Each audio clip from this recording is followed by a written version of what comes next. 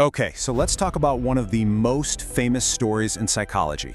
It's a tale of good people, an evil place, a study so dramatic it's been turned into movies. You probably think you know the Stanford Prison Experiment, but what if the story we've all been told for 50 years is, well, wrong? See, on one side, you've got the famous story that if you give good people a little power, they'll turn into monsters in a heartbeat. But on the other side, you have the truth, which was buried in some archival tapes for decades, that those monsters, they were actually coached on how to be monstrous.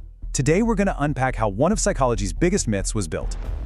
So before we get into the new stuff, let's just do a quick recap of the official version, the story that made it into all the textbooks and really captured everyone's imagination for half a century. I mean, the setup for this was pure theater. The researcher, Philip Zimbardo, and his team, they literally turned a university basement into a fake prison. They gave the guards these khaki uniforms, wooden batons, even mirrored sunglasses so you couldn't see their eyes. And the prisoners, they got these shapeless smocks and chains. Every little detail was designed to have this massive psychological effect. And when you look at the numbers, things start to get really interesting. They took 24 college students, who were all screened and found to be psychologically stable, and just randomly assigned them roles. It was supposed to go for 2 weeks, but it famously got shut down after just 6 days.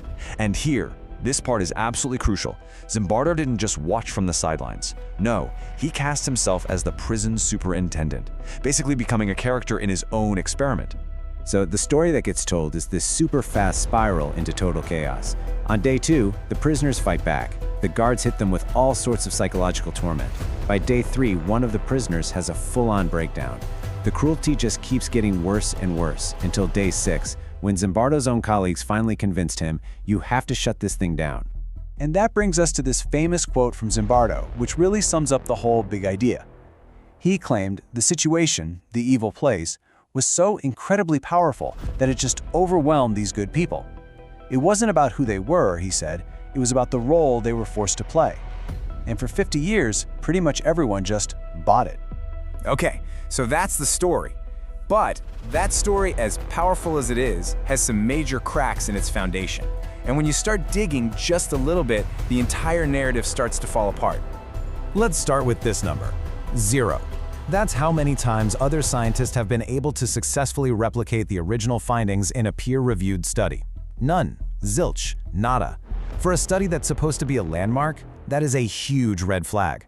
A story this big should be verifiable. It never was. So for almost 50 years, this story just went completely unchecked. It was basically gospel. But then, in 2018, everything changed. Researchers finally got their hands on Zimbardo's original tapes and notes from the experiment. And what they heard on those recordings, well, it completely rewrote the story. So, what was on these long-lost tapes? Well, let me tell you, the reality was a whole lot less about spontaneous evil and a whole lot more about stage management. Okay, bombshell number 1. The guards didn't just decide to become cruel on their own. No way! The recordings prove Zimbardo's own research assistant was explicitly coaching them, telling them they needed a tougher attitude and reminding them that the experiment had to get results. This wasn't observation, you know, this was stage direction. And then there's bombshell number 2. You know that super dramatic moment, the prisoner having a total mental breakdown? Turns out, he was faking it. He admitted in a later interview he was just acting, hamming it up, so he could get out of the study. And the researchers just wrote it down like it was real data. So you can see how this completely flips the script, right? The story we all heard was that situations turned good people bad. But the evidence shows the guards who were cruel were that way because they were told to be. And the idea that character doesn't matter? Totally wrong. It mattered a ton. Some guards were really tough, yeah, but others refused to be cruel, even when they were pushed. You know, the historian who dug all this stuff up, Thibault Letexier, he just nails it with this quote. He says Zimbardo wasn't just studying what was happening, he was the one creating the drama, making it more intense. And then he sold it to the world like he was just a neutral observer. Which of course brings us to the real head-scratcher here. If this whole thing was so shaky from the start, why did we all believe it? For 50 years. Why did this flawed study become one of the most famous in history? So, really, why did this story stick around for so long?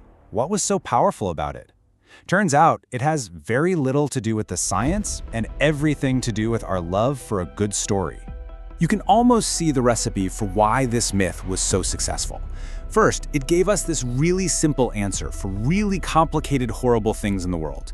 It felt deep and serious. The story itself was cinematic. You could picture it like a movie. And here's the kicker.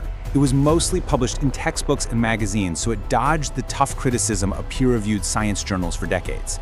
And of course, it tells us something we secretly fear is true, that any one of us could be the monster.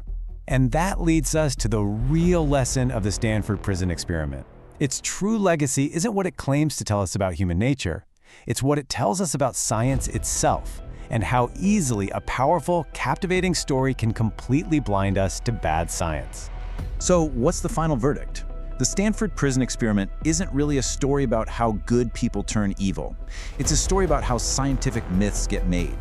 It's a pretty stark reminder of how a story can be so compelling, so gripping, that it travels the world for half a century before anyone bothers to, check the receipts. And that right there might just be the most important lesson of all.